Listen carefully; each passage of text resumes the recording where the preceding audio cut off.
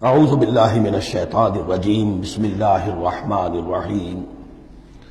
اب ایک اور رکاوٹ جو ہوتی ہے اس راستے پر چلنے میں، راستہ یہ کیا ہے، اس کی ہدف آگے آ جائے گا۔ جہاد اور قتال اور انفاق کس کام کے لیے ہے، یہ اس سورہ مبارکہ کا کلائمیکس ہوگا جو آگے آئے گا۔ لیکن ایک اور رکاوٹ جو آتی ہے، یہ تکلیف آ جائے گی، یہ مصیبت آ جائے گی، یہ مسئلہ پیدا ہو جائے گا، یہ مشکل ہو جائے گی، یہ سارے خوف۔ وَلَنَبْلُوَنَّكُمْ بِشَيْءٍ مِّنَ الْخَوْفِ وَالْجُوعِ وَنَقْصٍ مِّنَ الْأَمْوَالِ وَالْأَنفُسِ وَالثَّمَرَاتِ لَتُبْلَوُنَّ فِي أَنفُسِكُمْ وَأَمْوَالِكُمْ وَلَتَسْمَعُنَّ مِنَ الَّذِينَ أُوتُوا الْكِتَابَ مِن قَبْلِكُمْ وَالَّذِينَ أَشْرَكُوا أَذًى كَثِيرًا۔ آزمایا تو جائے گا۔ اب اس کے لیے بتایا کہ ایک بہت بڑا نسخہ دیا جا رہا ہے۔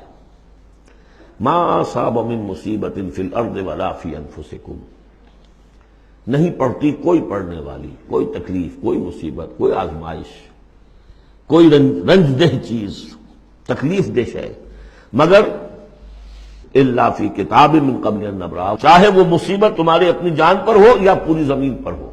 وہ بڑے پیمانے پر آیا، سیلاب آیا، زلزلہ آ گیا، ایک انسان کی اپنی ذاتی زندگی میں آیا، ایکسیڈنٹ کے اندر مجروح ہو گیا، کسی بیماری میں مبتلا ہو گیا۔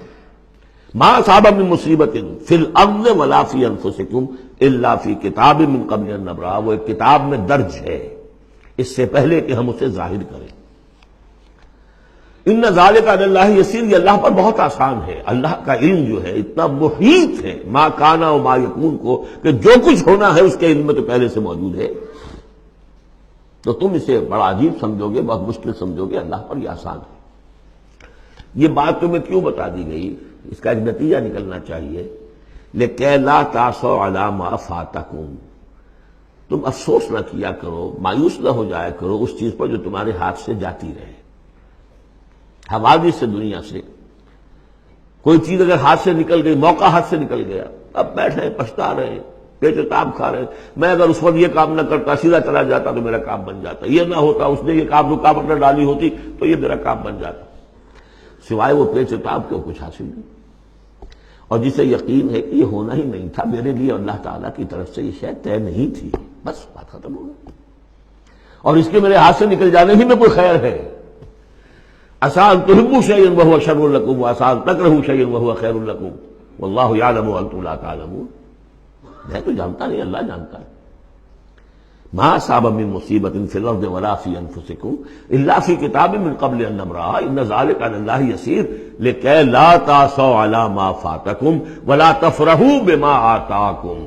جو کچھ اللہ تمہیں دے دے اس پر اترایا مت کرو، اس لیے کہ وہ بھی آزمائش ہے، جو دیا ہے تمہیں اس میں آزمائش ہے، اس کو اکاؤنٹ فار کرنا پڑے گا، وہ لائبلٹی ہے۔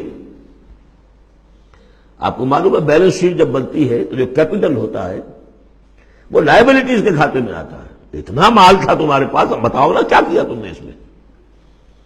تو اللہ جو کچھ دیتا ہے وہ لائبلٹی ہے، اس کو اکاؤنٹ فار کرنا ہوگا قیامت کے دن۔ تمہیں اتنا مال دیا تھا میں نے، تم نے کیا کیا؟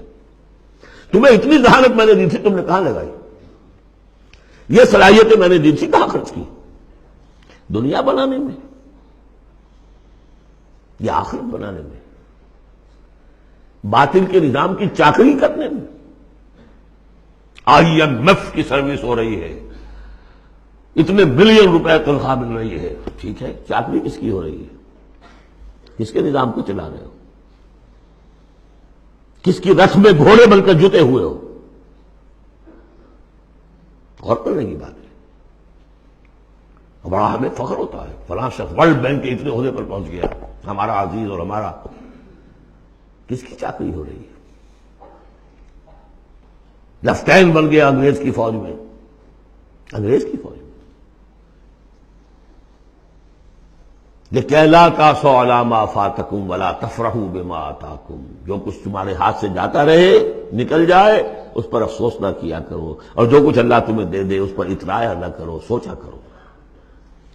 بلکہ امام احمد ابن حنبل رحمۃ اللہ علیہ کا معاملہ تو یہ ہوا تھا کہ جب وہ خلق قرآن کا مسئلہ چل رہا تھا تو جس زمانے میں کہ ان پر عتاب ہو رہا تھا حکومت کی طرف سے، جیل میں تھے، مارا جاتا تھا کہ کہو کہ قرآن مخلوق ہے، اور وہ کہنے کو تیار نہیں تھے۔ کہتے ہیں ایسی ایسی ماریں پڑی ہیں کہ ہاتھی کو بھی وہ مار پڑے تو وہ بلبلا اٹھے۔ کبھی آنکھوں میں آنسو نہیں آئے، اس کے بعد حکومت بدل گئی، اب جو نیا خلیفہ ہے اس کی رائے کچھ اور ہے، وہ اب خلق قرآن کا مسئلہ دفن ہو چکا۔ اب جو خلیفہ ہے اس کا ایلچی آیا ہے اشرفیوں کی کچھ تھیلیاں لے کر کے، یہ بادشاہ نے، خلیفہ نے آپ کے لیے بھیجی ہے۔ اب رو پڑے امام احمد بن حنبل، اے اللہ میں اس آزمائش کے قابل نہیں ہوں۔ یہ آزمائش بڑی سخت ہے۔ خطاب دے دے کر انگریزوں نے جو غداریاں کروائیں، پھر خطاب ملتے تھے نا، آنریری مجسٹریٹ بنتے تھے، لیکن کرتے کیا تھے وہ؟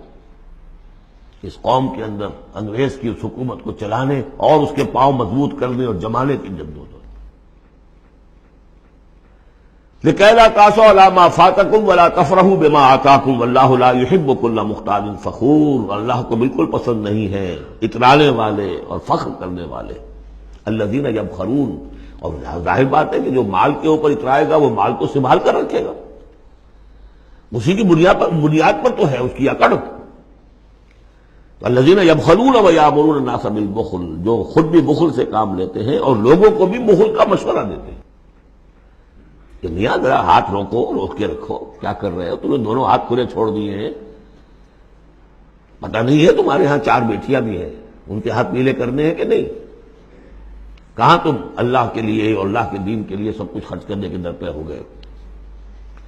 وَمَن يَتَوَلَّ فَإِنَّ اللَّهَ هُوَ الْغَنِيُّ الْحَمِيدُ۔ اور جو کوئی رخ پھیر لے گا، منہ موڑ لے گا، تو اللہ تعالیٰ تو غنی ہے اور حمید ہے، اسے کسی کے احتیاج نہیں ہے، وہ ستودہ صفات ہے۔